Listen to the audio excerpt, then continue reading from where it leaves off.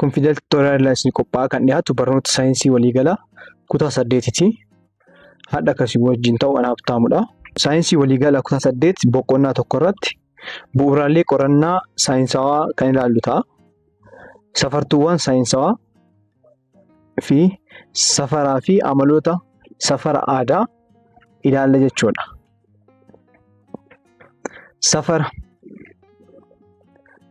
Safarri adeemsa qaama hammisaa hin beekamne tokko qaama hammisaa beekamuun wal bira qabuun madaaluuti. Wanti safaramu tokko lakkoofsaa fi yuunitiin ibsama. Malootni safara aadaa biyya keenya keessatti kanneen akka yeroo, dheerina, hangaa fi qabee safaruuf iddoo adda addaatti haala garagara ta'een fayyadamne jechuudha. Fakkeenya tokkoffaa irratti yommuu ilaallu dheerina safaruuf maal fayyadamne jennee yommuu wanta naannoo keenyatti argamuun yommuu ilaallu dhumdhuma fayyadamuudhaan dheerina safaruu dandeenya. Taakkuu fayyadamuudhaan akkasumas tarkaanfii haga wayii dheerina haga wayii qabu faana fi kanneen kana fakkaatanitti gargaaramneetiin dheerina safarra jechuudha.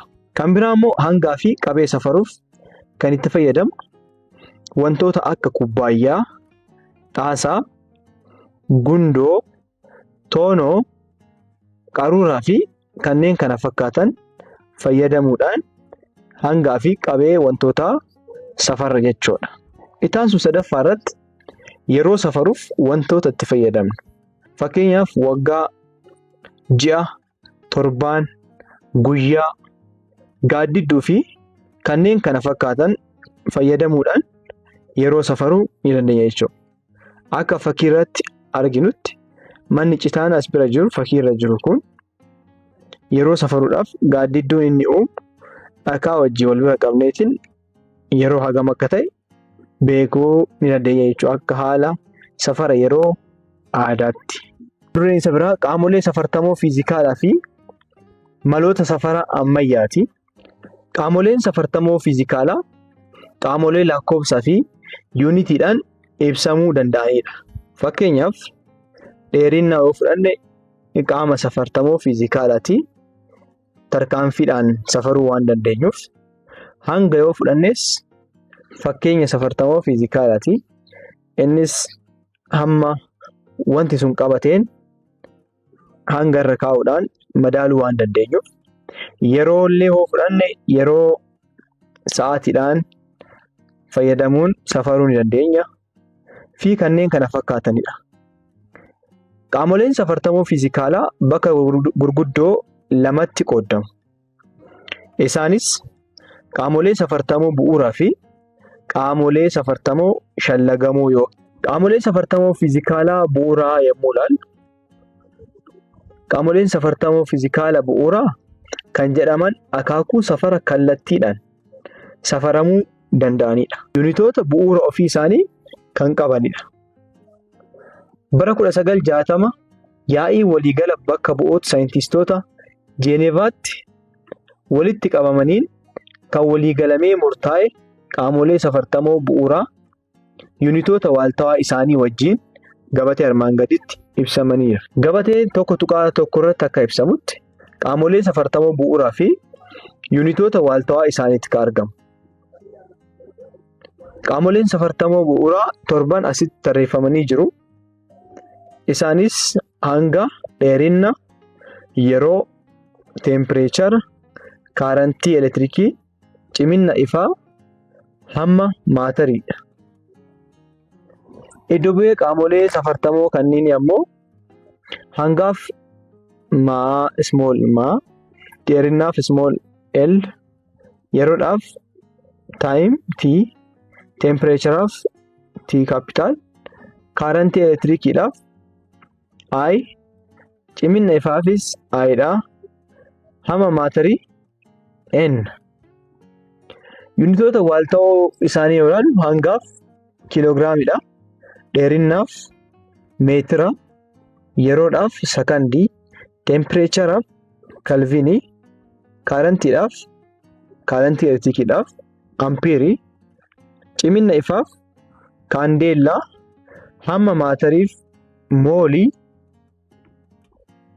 akkasumas iddoo bu'ee yuunitoota yommuu ilaallu kiiloogiraamaaf keejii, meetiraaf m small, sekandiidhaaf s small, kalviniidhaaf k capital, ampeeriif a capital, kaandeellaaf cd, mooliif mool bakka bu'e jechuudha. Kanneen gabatee armaan olii keessa jiran keessaa hanga yeroo fi dheerinni safartuu bu'uura makaaniksii jedhamuun beekamu. Hanga yeroo fi dheerinni safartuu bu'uura makaaniksii jedhamuun beekamu kan akka hin daganne. Sababni isaas waan sochii wajjin wal qabatanidha.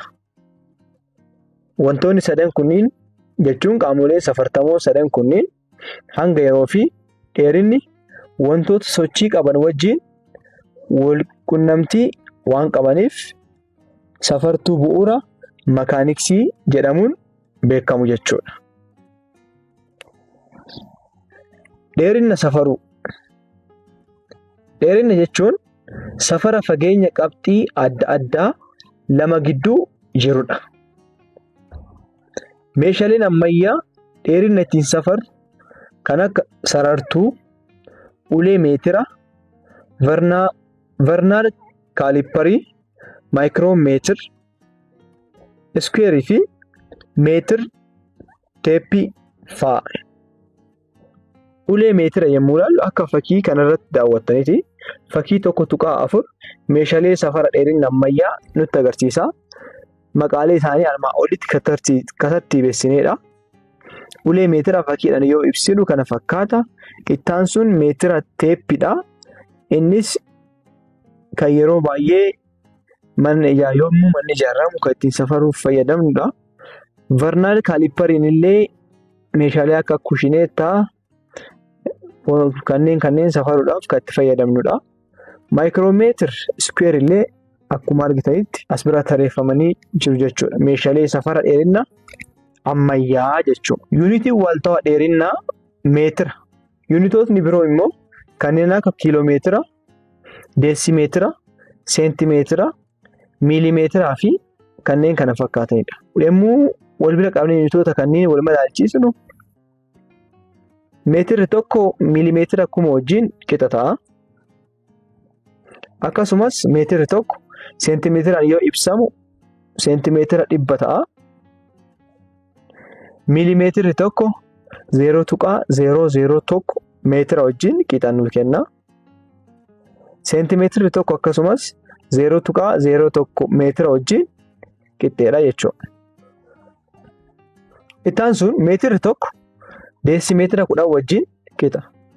Meetirri tokko 0.001 kiiloomeetira wajjin qixxeedha jechuudha. Deesimeetirri tokko 0.1 meetira wajjin qixxeedha. Kiiloomeetirri tokko meetira akkuma wajjin qixxeedha jechuudha. Fakkeenya mee yommuu konverjinii gaggeessinu jechuun yuunitii tokkorraa gara yuunitii biraa dheerina yommuu jijjiirru haa ilaallu fakkeenyaan. Fakkeenya irratti dheerinni ulee tokko meetira 1.5 yoo ta'e dheerina kana seentimeetiraa fi deesimeetiraan ibsi jedhamne yommuu gaafatamnu jalqaba kennama isaa baasna. Achii barbaadamni maal akka ta'e adda baasna.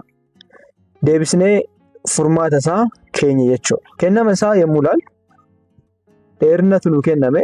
Dheerinni immoo meetira 1.5 nu kennameera. Meetiraan nu kenname. Meetiraan kan nu kenname kun barbaadama irratti kan barbaannu gara seentimeetiraatti yommuu jijjiirruu fi gara deesimeetiraatti yommuu jijjiirru ta'a jechuudha. Roomaan nambara 1 irratti meetira tokko gara seentimeetira jijjiirruuf meetirri tokko seentimeetira 100 wajjin qixxee yoo ta'e meetirri 1.5 immoo gara seentimeetiraatti jijjiirru argachuudhaaf 1.5 baay'isuu seentimeetira 100 meeqa nu kenna? Seentimeetira 150 ta'a jechuudha. Meetirri tokko deesimeetira 10 wajjin qixa yoo ta'u meetirri 1.5 immoo deesimeetira meeqa wajjin qixxeedha jedhamnee gaafatamne. Kanaaf kan argachuudhaaf kan fayyadamnu 1.5 baay'isuu deesimeetira 10 goonee meeqa nu kenna? Deesimeetira 15 nu kenna jechuudha. Ittaan sun hanga safaruu. Hangi hamma baay'ina maatarii wanta tokko keessatti argamuun ibsama. Meeshaaleen ammayyaa hanga wantoota ittiin safaruuf gargaaran madaala hangaa, madaala cidheedhaa fi madaala dijitaalaa jedhamuun beekamu. Fakkii kanneen irratti akka argitanitti fakkii 1.5 irratti meeshaalee safara hangaa ammayyaa ilaalla. Madaala garagaratu ilaallama. Yuunitiin waaltawaa hanga safaruuf gargaaru kiiloogiraamii jedhama bakka bu'ee isaatiin kg yoo ta'u, yuunitoonni biroo immoo giraama, miiligiraama, toonii fi kanneen kana fakkaatanidha. Walitti dhufiinsa isaanii yommuu ilaalu kiiloogiraamni tokko giraama 1000 wajjin qixxee ta'a. Akkasumas tooniin tokko kiiloogiraama 1000 wajjin qixxeedha jechuudha. Miiligiraamni tokko kiiloogiraama 0.001 wajjin qixxeedha. Akkasumas ammoo kuntaalli tokko kiiloogiraama 100 wajjin qixxeedha jechuudha. Mee kana fakkeenyaan walitti dhufiinsa isaanii fayyadamuudhaan fakkeenya konversiinii wajjin jechuun yuunitii tokkorraa gara yuunitii birootti hanga jijjiiruu jechuudha. Fakkeenya nu kenname irratti akka ilaallutti wanta hangi isaa kiiloogiraama 5 ta'e gara giraamaa fi miiligiraamaatti jijjiira jedhamnee gaafatamneera. Gara giraamaa fi gara miiligiraamaatti jijjiiruudhaaf jalqaba kennama baasnaa, itti aansuun barbaadamaa, itti aansuun furmaata. Kanneen sadan jalqaba ka baasnu maaliidhaaf yommuu jedhamu waan hojjennu san sirriitti hubanneeti yookaan immoo salphisneetiin akka hojjennuuf nu gargaara jechuudha.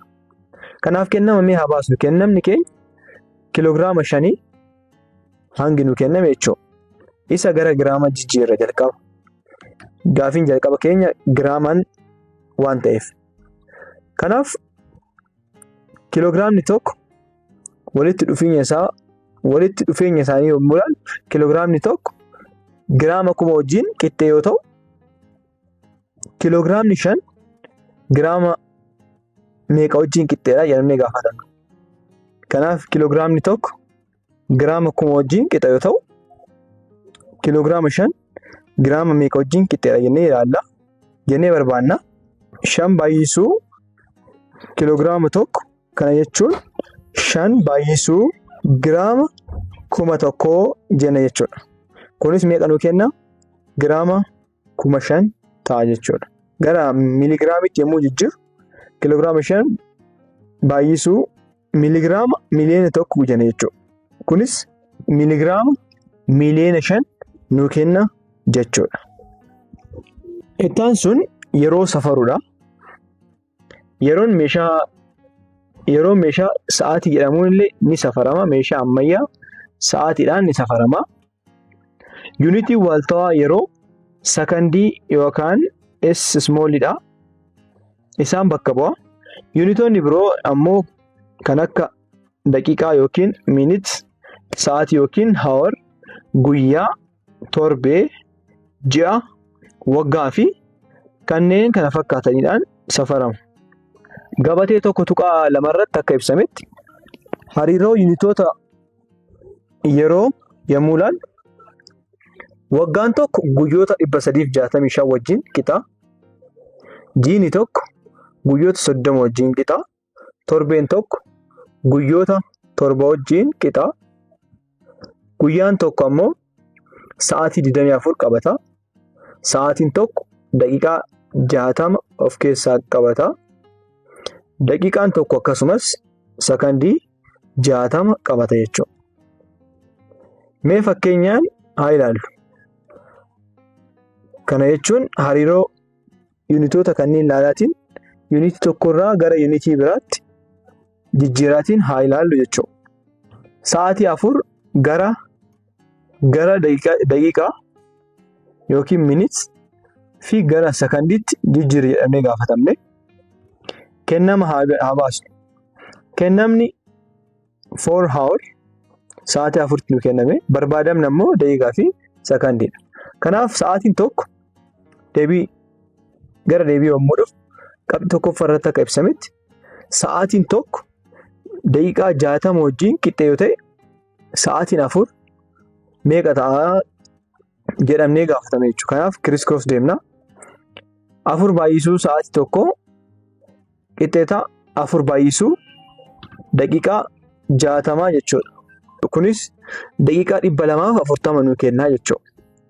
Ittaan sun qabxii lammaffaa irratti sa'aatiin tokko sakandii 3600 wajjin qixxee yoo ta'e sa'aatiin 4 sakandii meeqa jedhamnee yommuu gaafatamu 4 baay'isuu sa'aatii tokko qixxee ta'a 4 baay'isuu sakandii 3600 goonee barbaanna jechuudha. Kunis deebii nu kenna sakandii 14,400 ta'a jechuudha. Qabxii arfaffaa irratti ammoo kan ilaallu teempireechara safaruudha. Teempireecharri akka beektaatti mana hospitaalattis mana iddoo fayyaa fi ho'aa wanneen garaagaraa wayii wal qabateetiin ni daawwattu yeroo baay'ee. Teempireecharri safara ho'ina yookiin qorrina qaama tokkooti. Karaa biraatiin teempireecharri hamma safara anniisaa sochii giddugaleessa suudoowwan qaama tokko keessatti argamanidha.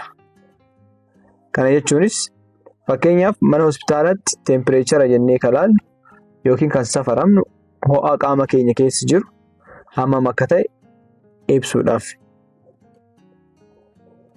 Teempireechara qaama tokko safaruuf meeshaa termoomeetira jedhamutti gargaaramna. Akaakuuwwan termoomeetiraa hedduutu jiru. Fakkeenyaaf termoomeetira meerkurii, termoomeetira alkoolii, termoomeetira dijitaalaa, termoomeetira cararaa fi kanneen kana fakkaatanidha. Gulantaalee teempireecharaa. Gulantaaleen teempireecharaa yeroo ammaatti addunyaa irratti faayidaa irra oolaa jiranii fi caalaatti beekamoo ta'an gulantaalee teempireecharaa 3tu jiru. Isaanis gulantaa teempireechara seelisheesii, gulantaa teempireechara faranaayitii fi teempireechara kalvinidha. Kanaaf amma jalqaba irratti kan ilaallu gulantaa teempireechara seelisheesii. Gulantaan kun saayintistii biyya Swiidinii kan ta'e Andres Seelishees jedhamuun bara 1742tti kan moggaafamedha. Qabxii baqinnaa cabbii isa 0 fi qabxii danfina bishaanii immoo 100 jedhee moggaase. Iddoo bu'ee yuunitii gulantaa kanaa digirii seelisheesii jedhamee murtaa'e jechuudha. Baay'ee irratti immoo gulantaa teempireechara faranaayitii ilaalla. Gulantaan kun hayyuu fiiziksii biyya Jarmanii kan ta'e Daani'eel Gabriel Faranaayit jedhamuun jaarraa 18ffaa keessatti kan moggaafamedha.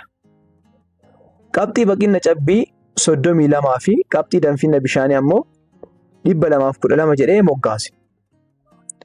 Yuunitiin gulantaa kanaa digirii faranaayitii jedhama. Ittaanuun saccaa irratti gulantaa teempireechara kalvinii. Gulantaan kun injiinaraa fi hayyuu fiiziksii biyya Biriitish kan ta'e Lord Kelvin jedhamuun bara 1848tti kan moggaafamedha. Qabxiin baqinnaa cabbii gulantaa kanaa 273 fi qabxiin danfina bishaanii gulantaa kanaa 373 jedhee moggaase. Yuunitiin gulantaa kanaa kalvinii yommuu jedhamu iddoo bu'een isaa K kaapitaal digirii hin qabnedha. Kun yuunitii waaltawaa teempireecharaati.